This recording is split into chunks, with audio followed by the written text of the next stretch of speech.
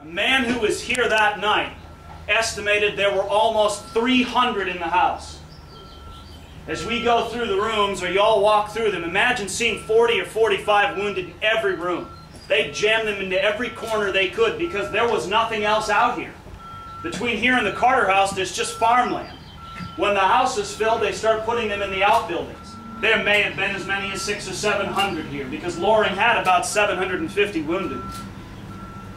And this didn't end anytime soon for the McGavocks. They didn't take the last wounded man out of this house until June of 1865, 7 months later.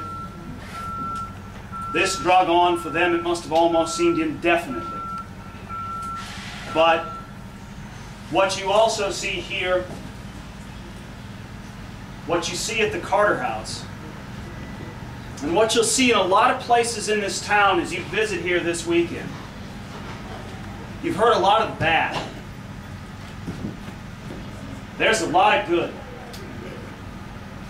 You sometimes see the best in people in the absolute worst of circumstances. There were 750 people living in Franklin at that time. Chris touched very eloquently this morning on how traumatizing that was. And sometimes when the trauma is that great, when you feel like you might just go almost crazy, you just go to work and you help and you do what you can. Blue, gray, middle-aged, young, married, single, it didn't matter.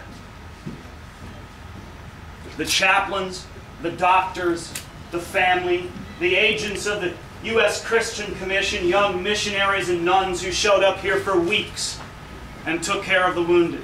Great stories of tremendous perseverance. Colonel Robert Bradshaw, the 44th Missouri, was shot 7 times. Neck, both arms, both legs, snapped off a section of his vertebrae. He's a Yankee. He didn't leave Franklin till July 1865.